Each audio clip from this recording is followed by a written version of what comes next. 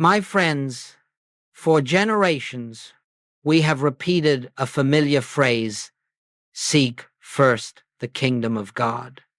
We have heard it from pulpits, from scholars, from religious teachers throughout the centuries.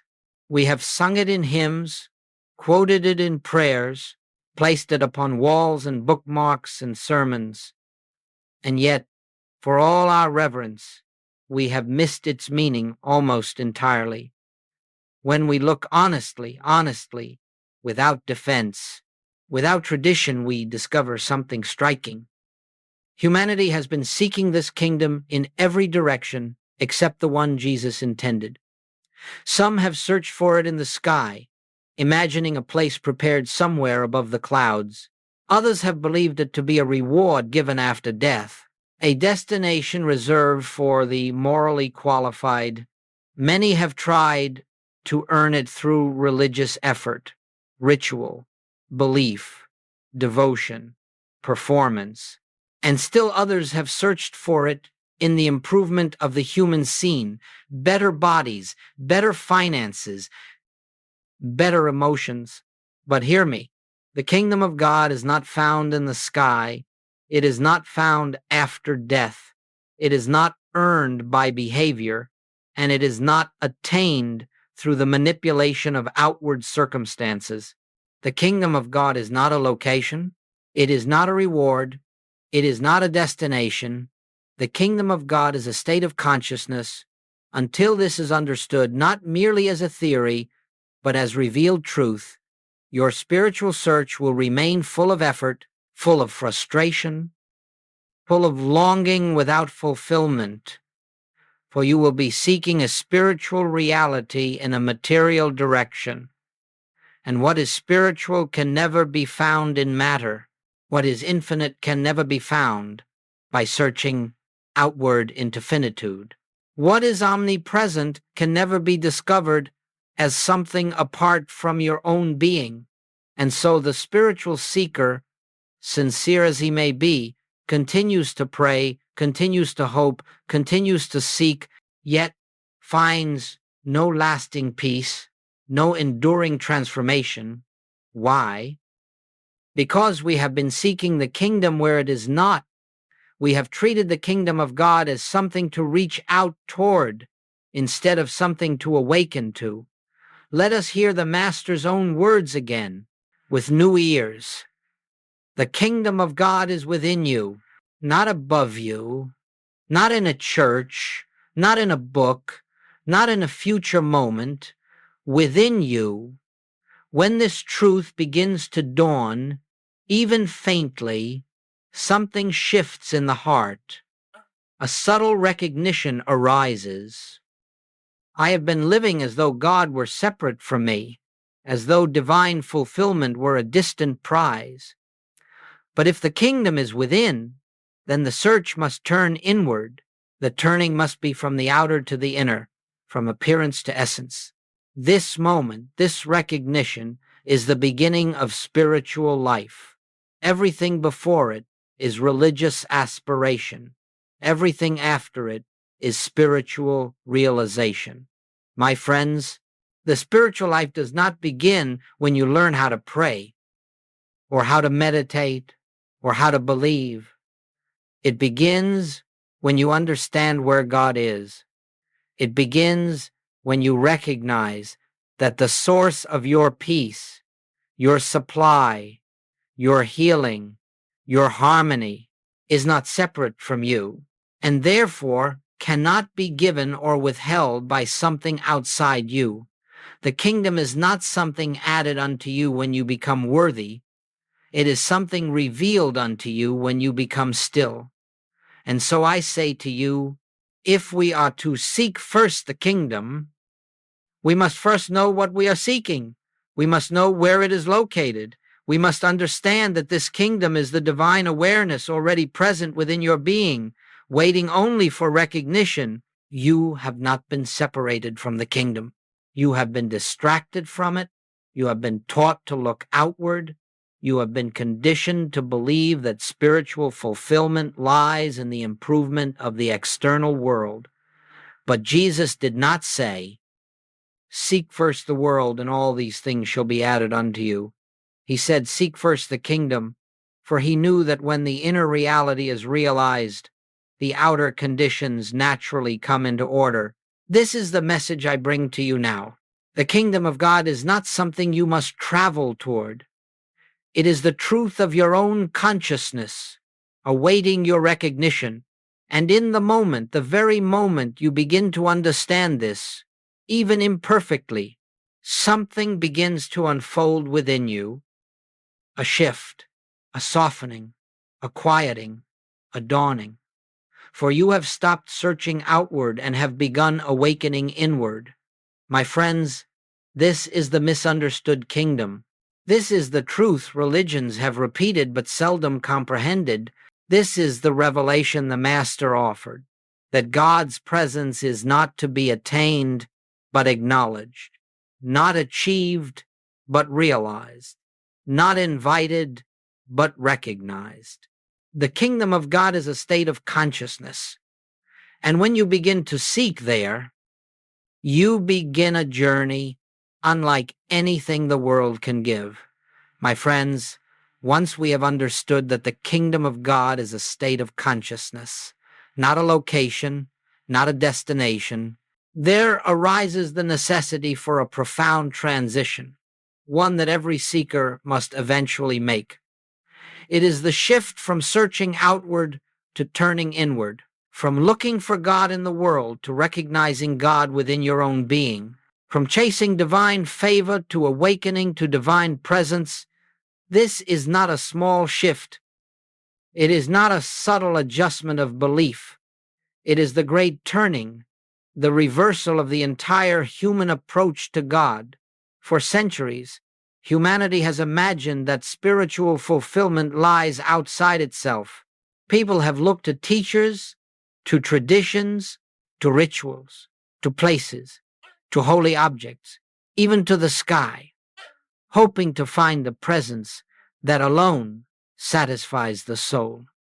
And yet, all the while, the Master's voice has repeated again and again, the kingdom of God is within you, not around you, not ahead of you, within you. But you see, the mind is deeply conditioned to look outward. It has been taught from childhood that answers come from authority, that good comes from outside, that security is dependent upon external sources, that peace is achieved by controlling the events of the world. And so even the spiritual seeker begins his path by trying to gather spiritual truth in the same way he gathers material possessions, by reaching outward. But hear this truth: nothing of spirit can ever be found by searching outward, for spirit is not in the realm of outer appearance. Spirit reveals itself only within the silence, the stillness, the awareness of one's own consciousness. No person, no book, no ritual, no place can give you the kingdom, because the kingdom is not given, it is recognized. Your task is not to acquire God. Your task is to awaken to the God who has been the life of your being since before the foundation of the world. When this realization even begins to arise in consciousness, the entire spiritual path changes. You stop measuring your progress by the improvement of outer circumstances. You stop believing that the presence of God can be proven by better finances, improved health, or more harmonious relationships. You stop thinking of God as a power to be used and begin to understand God as the very life that is living you. And so the search turns inward, not with strain, not with intensity, but with a gentle recognition. If the kingdom is within me, then I must learn to be still enough to feel it. If God is the substance of my being, then I must stop looking for God as something separate. If truth is within, then truth will reveal itself when I cease projecting it outward. This is the moment when spiritual life begins to blossom. The seeker no longer runs from teaching to teaching. hoping that another idea will bring peace. He no longer prays to a distant God, hoping that some heavenly force will intervene. He no longer begs for answers from the world, for he has discovered that the world can give nothing of lasting value.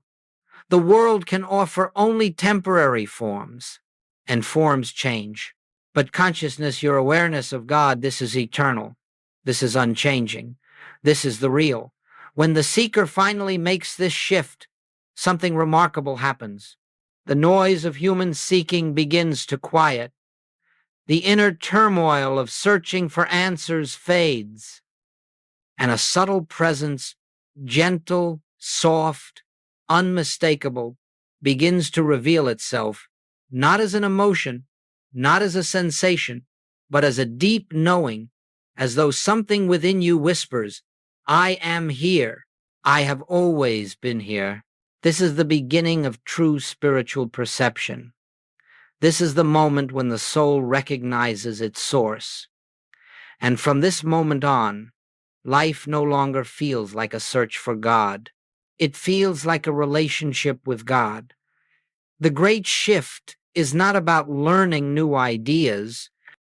It is about laying down the ancient habit of looking outward and turning with reverent stillness toward the inner kingdom.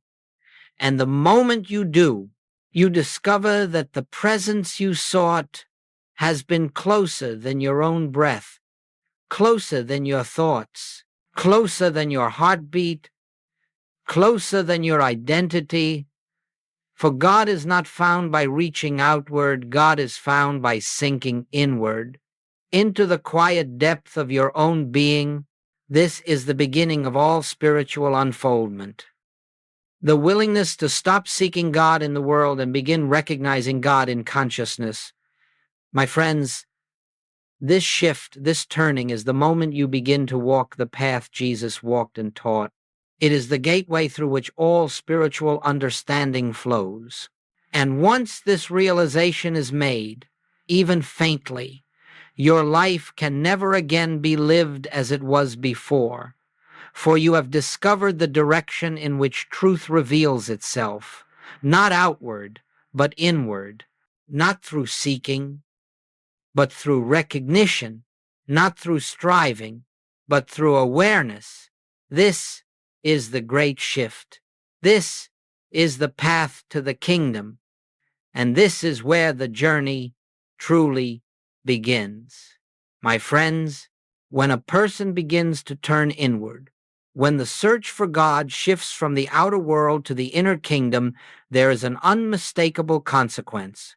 It is the first and perhaps most blessed sign that the truth is dawning in consciousness.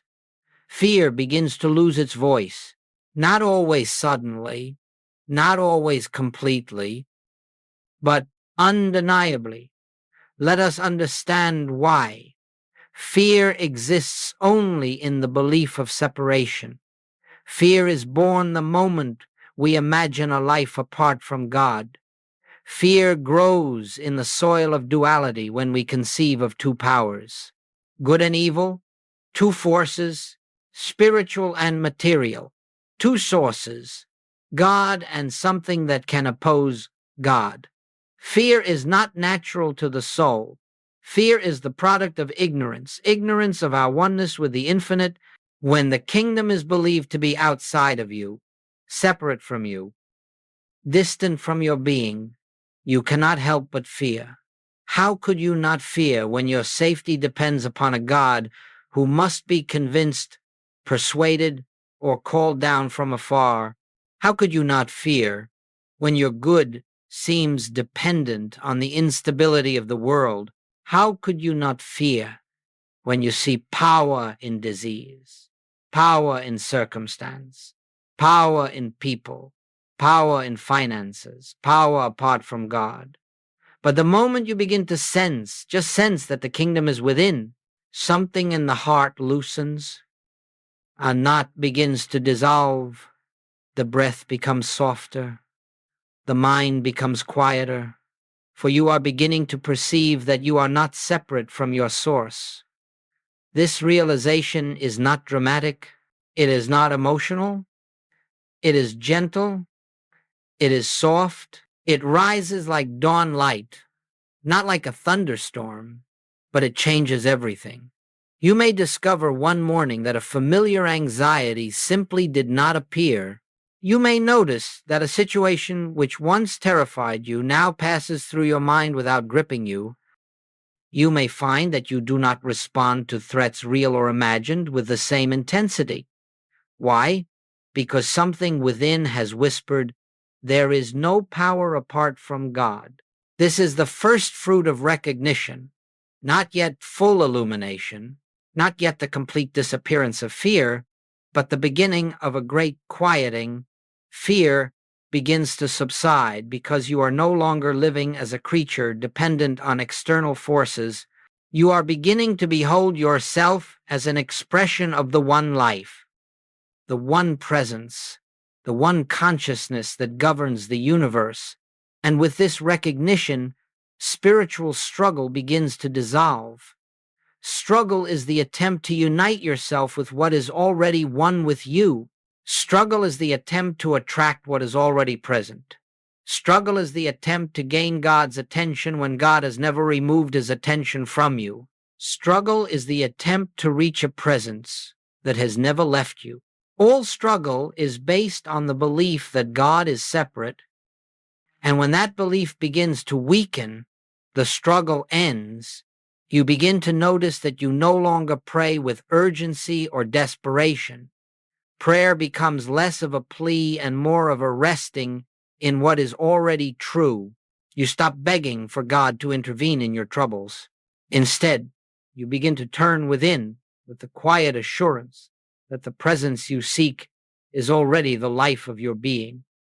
You begin to see that nothing is gained through force, that nothing is achieved by anxious effort, that nothing of spirit is obtained by pushing, straining, or manipulating. You discover that the moment you relax into the inner presence, peace begins to flow from depths you did not know you possessed. This is the end of spiritual struggle, not because the outer world has changed, but because you have changed in relation to it. You no longer look at appearances with the same fear. You no longer see circumstances as powers. You no longer believe that life can act independently of God. The world has not changed, your consciousness has. And as your consciousness changes, you discover that fear does not need to be fought, overcome, or cast out. Fear disappears the moment you stop believing in a second power. Fear dissolves in the light of recognition. Fear dissolves when you recognize that you live in God and God lives in you. Then the great truth dawns. I do not need to struggle. I do not need to force. I do not need to hold life together with the strength of my own will. There is a presence governing all that concerns me, and that presence is within. This is the first inner change. This is the beginning of peace. This is the silence that welcomes grace. My friends, when fear begins to quiet, even slightly, you are already living in the consciousness of the kingdom, and from this point forward, everything unfolds more gently, more harmoniously, more gracefully, not because the world has become kinder, but because your awareness has become clearer. Fear fades, struggle ends, and life begins to flow from the center of your being, where the kingdom has always been.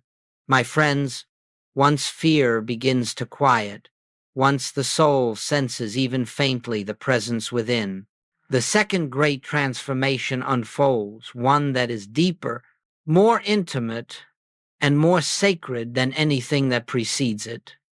It is the unveiling of your true identity. For centuries, you have lived under an illusion about who you are. You have believed yourself to be the body you inhabit, the thoughts you think, the emotions you feel, the history you carry. You have believed yourself to be shaped by family, conditioned by society, molded by circumstance.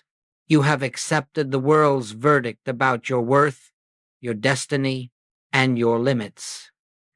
But when the recognition of the kingdom begins to dawn, the veil over your identity gently begins to lift. You begin to sense, just sense, that you are not merely a person trying to reach God. You are the place where God expresses himself. This is not a belief. This is not an affirmation. This is an inner recognition that rises unbidden from the depth of your being, a knowing that cannot be explained by the intellect and cannot be denied. Once it is felt, you discover that your life, your real life, is not the personal, changing identity you have carried for years. Your real life is the divine life expressing as you. This is the revelation Jesus declared when he said, "I and the Father are one." He was not proclaiming specialness. He was revealing the universal truth about every soul, that the essence of your being is not human but divine consciousness individualized.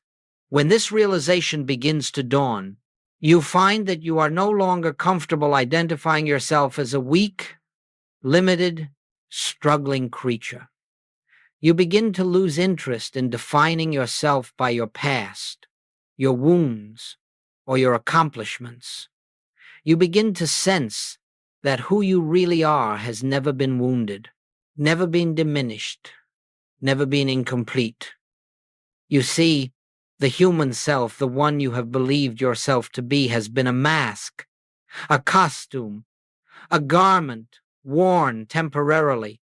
Beneath it is the true self, untouched by time, unscarred by experience, unaltered by circumstance. And as the inner kingdom reveals itself, the true self emerges, not in pride, not in ego, but in quiet recognition. You realize, I am not seeking God. I am an expression of God's own being. I am not trying to attain life. I am already alive with the one life. I am not searching for wholeness. I am the manifestation of wholeness itself. I am not lacking anything. I am the embodiment of the infinite supply that is God. This recognition transforms everything. You stop trying to add spirituality to a flawed person. You stop trying to fix yourself. You stop trying to become worthy. You stop trying to repair your identity.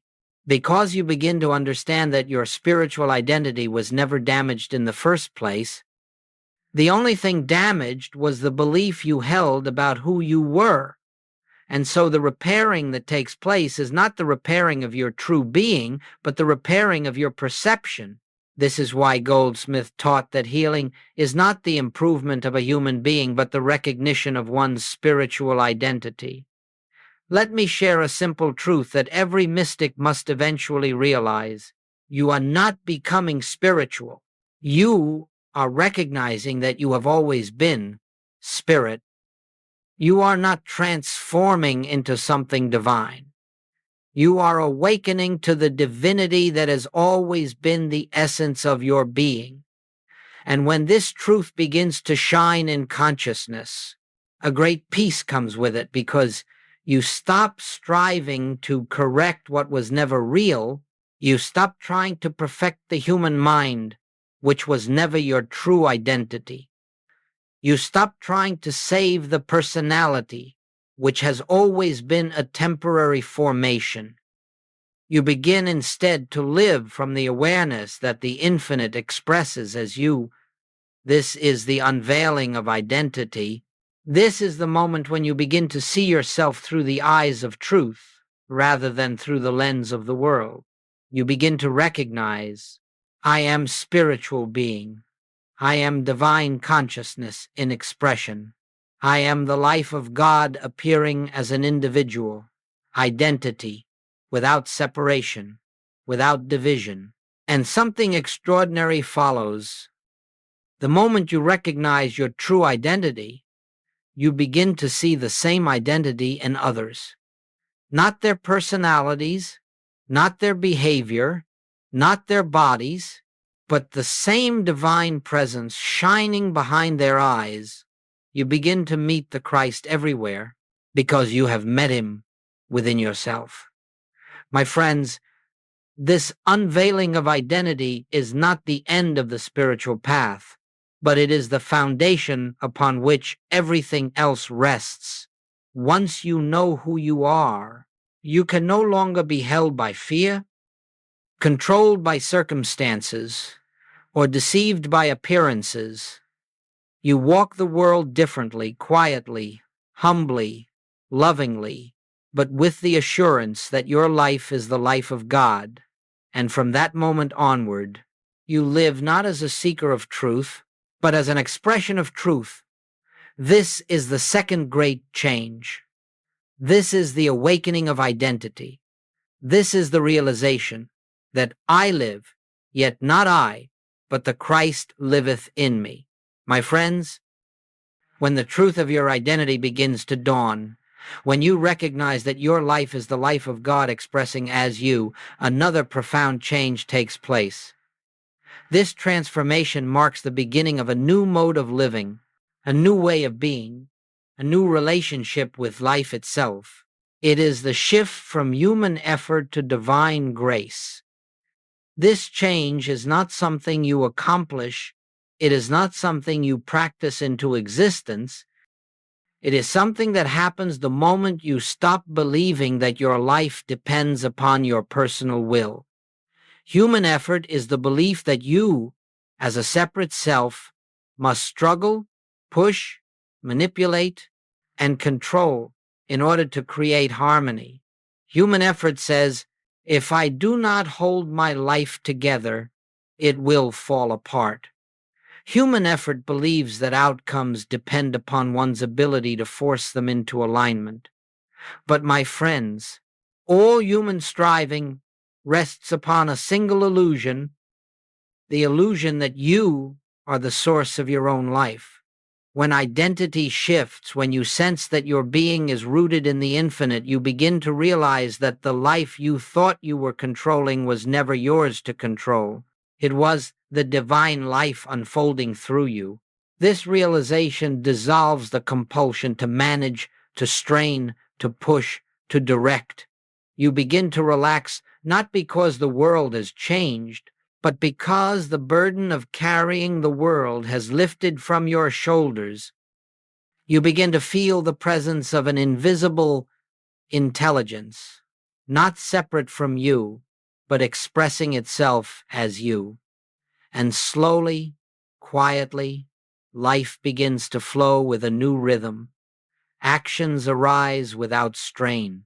Decisions arise without anxiety. Solutions arise without force. And events arrange themselves with an ease that cannot be explained through human logic. This is divine grace. Grace is not something God bestows upon the worthy. Grace is the natural activity of the infinite when the personal sense of self steps aside.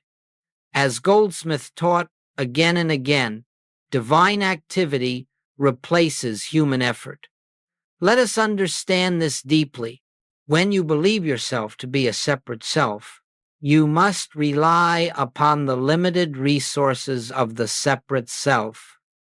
Your intelligence is limited, your strength is limited, your creativity is limited, your capacity is limited. But when you recognize the kingdom within, you draw upon an infinite source. You begin to live out of a consciousness that has no boundaries, no limits, no exhaustion. You begin to act not as a weary human mind, but as an instrument through which divine wisdom flows. In this state, work is still done, tasks are still completed, responsibilities are still honored, but they are done with ease, with clarity, with fluidity. not because you have become more efficient, but because you have ceased fighting against the natural flow of divine intelligence. This is why some of you have experienced moments, brief flashes, when something seemed to work through you, when you felt inspired, guided, moved by a wisdom beyond your own mind. You spoke words you did not plan. You solved problems without thinking. You acted with courage you did not possess 5 minutes earlier. Those moments were not accidents. They were glimpses of what it means to live by grace. The shift from effort to grace does not mean you become passive. It does not mean you withdraw from life. It does not mean you sit in meditation waiting for the world to take care of itself. No, it means you act from the center of peace rather than from the edges of fear. It means you act from the sufficiency of God rather than from the insufficiency of ego. It means you trust the inner impulse rather than the anxious mind. Human effort strains. Grace unfolds. Human effort worries. Grace knows. Human effort plans frantically. Grace responds wisely. Human effort seeks outcomes. Grace expresses truth. When this shift takes place, you discover that your life begins to have a certain rhythm, a certain order, a certain flow, not because you have mastered a technique, but because you have surrendered the false belief that you are the one who must direct the universe. Now hear this truth. Grace is not something added to your life. Grace is the principle governing your life. When the sense of separation dissolves, when I cease resisting, God acts. When I cease striving, God expresses. When I cease controlling, God reveals. When I cease worrying, God provides. This is not poetry. This is spiritual law. And so, the third great change that arises when the kingdom becomes conscious is this. You stop trying to live your life, and you begin allowing life to live you. This is the freedom the mystics discovered. This is the ease the scriptures describe. This is the peace Jesus spoke of when he said, "My yoke is easy, and my burden is light," because the life lived by grace carries no burden. The burden was the belief in separation. Once that belief fades, grace becomes the natural movement of your being. And from that moment on, your life unfolds with a harmony you could never have engineered by effort alone. My friends, when consciousness shifts, when you recognize the kingdom within, when fear begins to quiet, when identity becomes clear, when grace replaces effort, another profound change reveals itself. It is not something you do. It is not something you make happen. It is something that occurs as naturally as dawn follows night. Your outer world begins to rearrange itself without force. Human beings have always believed that the way to improve life is to work on conditions, to fix them, to adjust them, to push them, to manipulate them, to control them. And because of this belief, the world has become exhausted. Individuals are exhausted. Nations are exhausted. Everyone is trying to shift external circumstances in the hope that harmony will emerge. But, my friends, you cannot change the picture on the screen by painting over the screen.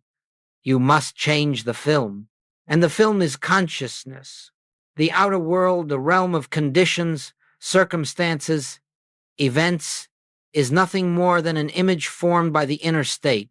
This is the spiritual principle Jesus attempted to teach again and again. As within, so without, according to your consciousness, be it unto you. But humanity has insisted on doing the opposite, changing the outer in the belief it will alter the inner, improving the world in the belief it will heal the soul, adjusting circumstances in the belief it will create peace. Yet no one has ever found lasting harmony that way. You cannot force the external into order when the internal remains in conflict. But the moment you recognize the kingdom as consciousness, a new truth begins to operate in your life. The outer world reflects the inner state, not because you attempt to manifest something, not because you visualize outcomes, not because you try to create a different future, but because the nature of consciousness is expression. When the consciousness within is fearful, the outer world reflects fear. When the consciousness within is divided, the outer world reflects division. When the consciousness within is lacking, the outer world reflects lack. But when the consciousness within knows its oneness with God, the outer world reflects harmony. This is not magic. This is not metaphysical technique. This is spiritual law. As you rest in the realization of your true identity, something begins to unfold without effort. Old relationships heal or naturally dissolve. New opportunities appear without striving. Financial supply arrives through channels you did not anticipate. Health begins to improve, not through mental manipulation of the body, but through the realization that your true being is spiritual substance, untouched by disease. Why does this happen? Because once you live from the awareness that God is your consciousness, you no longer interfere with the natural flow of divine order. All disharmony arises from the belief that you must take control of life. All harmony arises from the recognition that divine intelligence governs life. You are not creating new good. You are removing the obstruction, your fear, your effort, your separation consciousness that prevented the good from expressing itself. I want you to hear this. You do not make harmony come. Harmony is always present. Your recognition of the kingdom allows it to show itself, and so you begin to witness something remarkable. Problems that once seemed immovable soften. Situations that felt hopeless gently reorganize. Circumstances shift in ways you could never have predicted, not because you manipulated them, but because you stopped resisting them. As the inner world finds its peace, the outer world mirrors that peace. Perhaps you have experienced moments like this. A solution that arrives the moment you cease worrying. An unexpected answer that appears after you surrender your need to solve. A healing that comes when you stop fighting the appearance of illness. A provision that flows when you stop fearing lack. These moments are not coincidences. They are glimpses of spiritual law in operation. When your consciousness returns to its natural state, oneness, peace, presence, the outer world aligns itself accordingly. And please understand, this is not about perfecting conditions. This is not about making life look a certain way. This is not about creating the ideal human picture. It is about allowing divine order to express itself. When you stop trying to fix life, life fixes itself. When you stop trying to control outcomes, right outcomes unfold. When you stop striving to create harmony, harmony appears as naturally as a flower opening to the sun. The rearrangement of outer conditions is not the goal, it is the side effect. The goal is consciousness. The result is harmony. Many students come to me asking, how do I change my life? And I tell them, stop trying to change your life. Change your consciousness. When you recognize the kingdom within, the outer life will take care of itself. This is the fourth great change you experience. As the kingdom becomes conscious, the world you once resisted, fought, and feared begins to unfold with ease.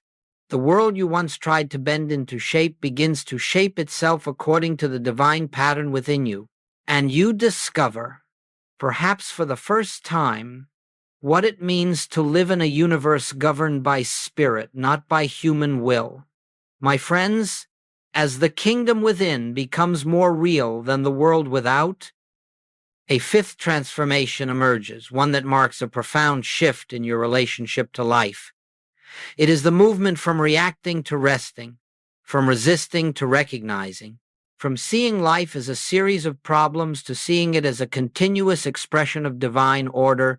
This is the end of what I call the problem mindset, that deeply conditioned tendency which causes human beings to interpret every appearance as something to fear, something to fix, something to fight.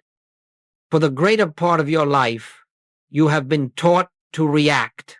Someone speaks sharply, and you react. A financial pressure arises, and fear reacts. A symptom appears in the body, and anxiety reacts. A loss occurs, and grief reacts. A threat is perceived, and self-defense reacts. This reactive nature is not natural to your being. It is the reflex of separation consciousness.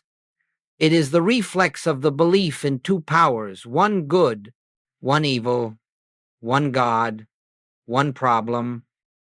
It is the reflex of the assumption that appearances possess power over you. But hear me, nothing in the external world has power until your consciousness grants it power.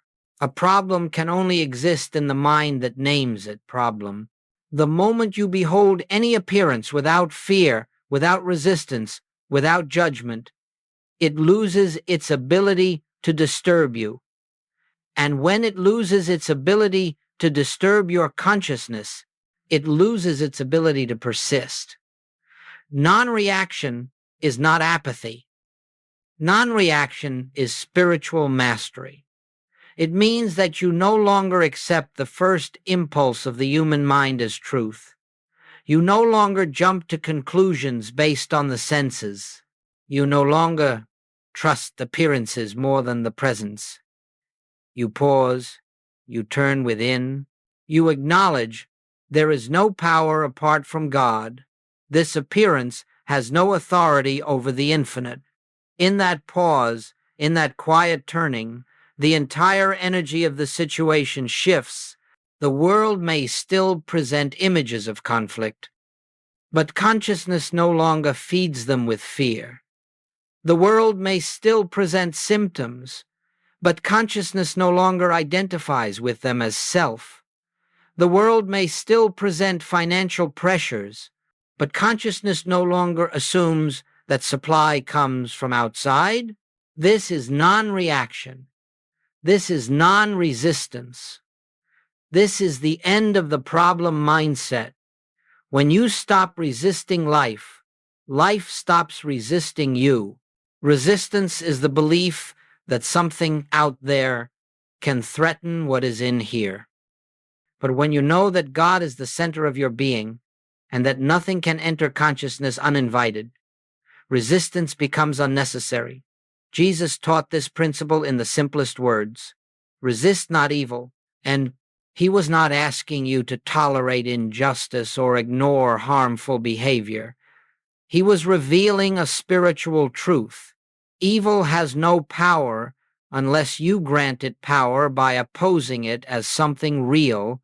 Non-resistance is not weakness. It is the recognition of spiritual reality. When the mind no longer reacts, something extraordinary happens. It begins to see through appearances. You no longer see sickness, you see the spiritual wholeness behind the appearance of sickness. You no longer see lack, you see the infinite supply underlying all seeming shortage. You no longer see conflict, you see the divine presence hidden behind confused human behavior. You no longer see threats, you see illusions dissolving in the light of awareness. And the very moment consciousness stops naming something a problem, it begins dissolving. You see, the problem mindset is not the presence of difficulty, it is the belief that difficulty is separate from God, and once that belief collapses, the difficulty cannot remain. This is why so many students suddenly find that things they once struggled with no longer trouble them. Not because the outer world changed first, but because the inner habit of reacting to life weakened, and now you begin to live differently. Life may present situations, but you no longer see crises. Life may bring challenges, but you no longer interpret them as danger. Life may show you appearances, but you no longer mistake them for reality. You discover an inner stillness that has nothing to do with circumstances. You discover a quiet watching that allows life to unfold without fear. You discover the capacity to remain centered in the midst of noise, anchored in the midst of change, free in the midst of appearances. This is the fifth great change, the ending of reaction, the ending of resistance, the ending of the problem mindset. You no longer live as a creature swept by the storms of the world. You live as consciousness, beholding the passing shadows, knowing the sun behind them cannot be touched. And from this inner stability, a new life begins to emerge. My friends, once you have passed through these inner transformations, once fear softens, identity awakens, grace flows, and non-reaction becomes possible, you find yourself standing in a new relationship to life. It is a relationship the mystics have known for centuries. It is a condition Jesus described when he said, "I am in this world, but not of it." You discover that you now live in two worlds simultaneously. You walk in the visible world, fulfilling duties, tending relationships, handling responsibilities, yet you are rooted in an invisible kingdom, a silent presence, a deeper reality that cannot be seen with the eyes or grasped with the mind. You live in the world of time, but you are anchored in the timeless. You live in the world of form, but you rest in the formless. You live in the world of appearances, but you belong to the world of spirit. And the mark of a spiritual life is not withdrawal from the world, it is awareness of the world within the world.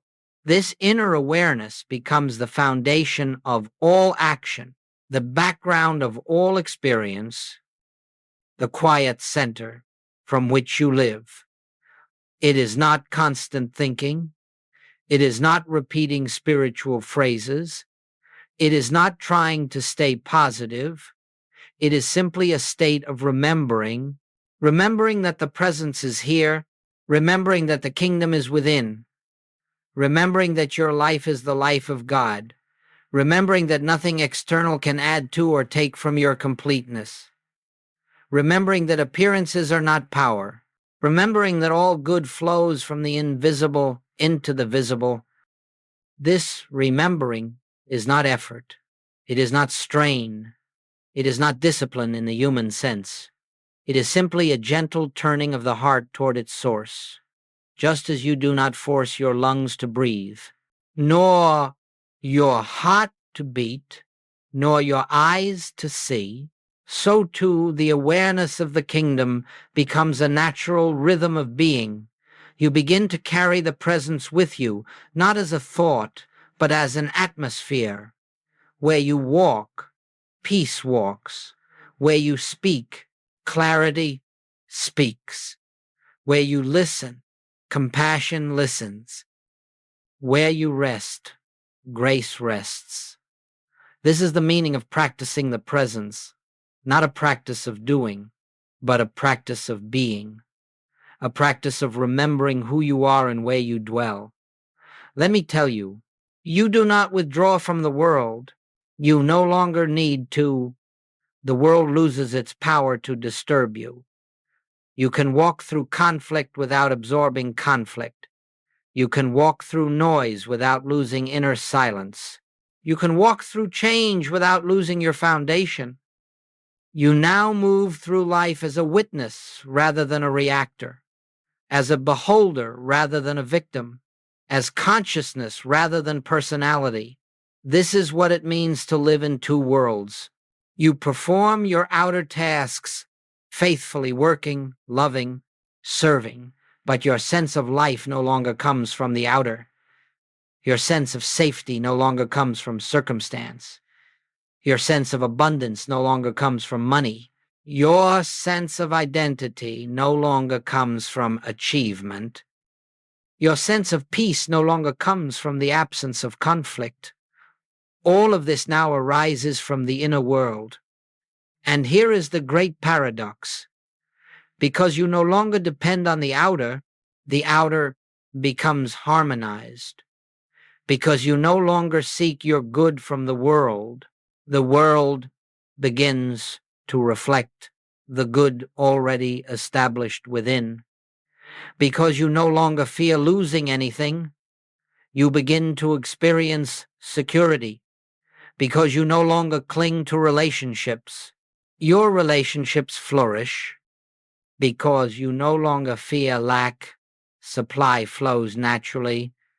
Because you no longer deny appearances, appearances lose their power.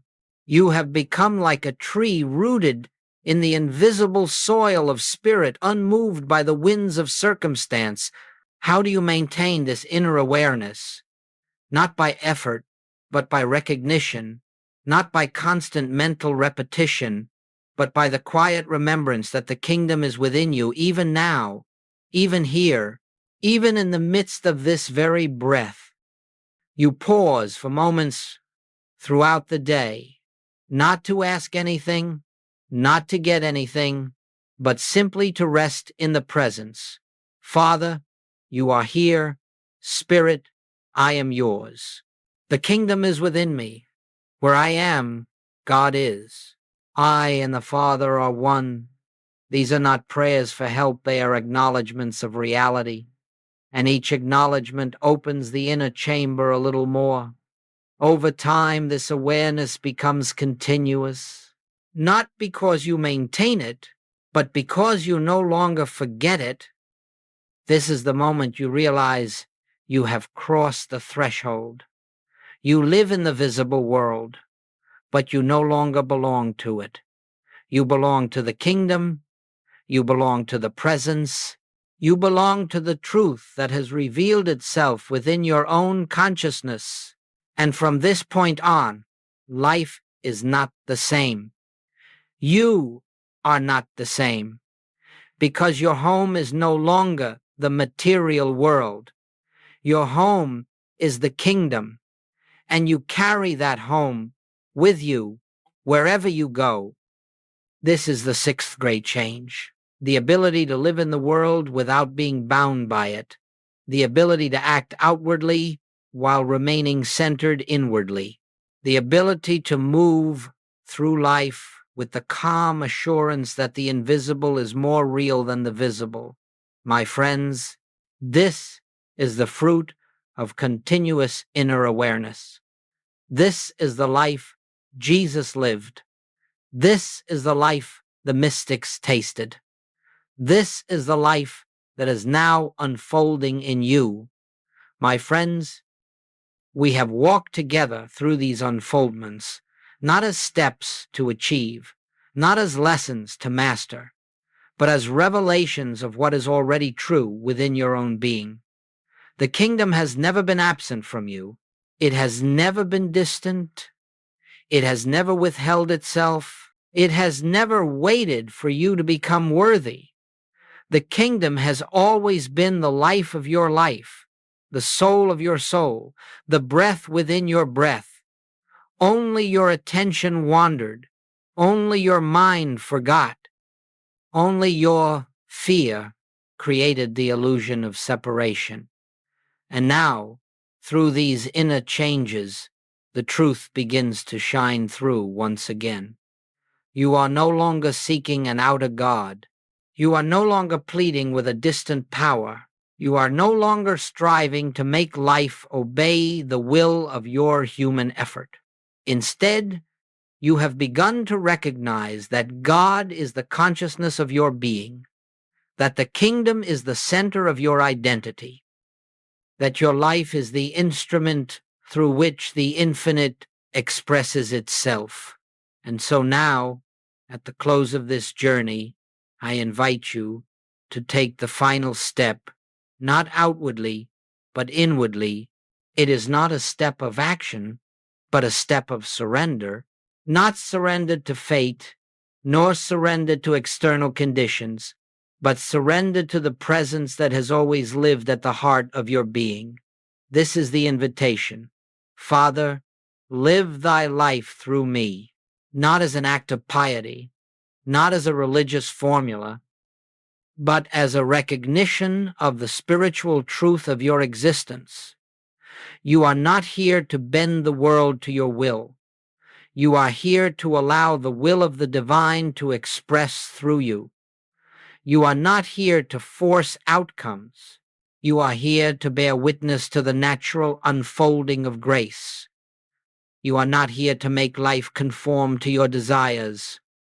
You are here to let consciousness reveal its own perfect harmony through you. You see, the kingdom does not come because you work for it. The kingdom reveals itself when you cease interfering with it. Every moment you pause, every time you turn within, every breath in which you acknowledge the presence, every instant when you choose recognition over reaction, every day you rest in the truth of your identity, you are allowing the kingdom to live through you. This is the essence of the mystical path. Not to live your life, but to live the divine life unfolding in you. Not to seek your own good, but to reveal the good that has always been present. Not to become spiritual, but to express the spirit that is already your nature, my friends. The kingdom is not something you enter. It is something that awakens within you as you become still enough, receptive enough, surrendered enough to let it shine. So as we close, I leave you not with instructions, but with an inner knowing. The kingdom is within you. The presence is your life. The truth is your identity. Grace is your activity. Peace is your atmosphere. Love is your essence. Oneness is your reality. Now simply say within yourself, not as a method, but as a recognition, I live, yet not I. The Christ, the presence, the kingdom lives its life as me, and rest. Rest in the certainty that nothing can separate you from what you already are. Rest in the truth that the kingdom goes with you into every moment, every encounter, every breath. Rest in the awareness that the world you see is being reformed through the consciousness now dawning in you. This is not the end of a teaching. This is the beginning of a life lived from within, a life lived through grace, a life lived as the expression of the kingdom of God. Welcome home to yourself. Welcome home to the presence. Welcome home to the kingdom within.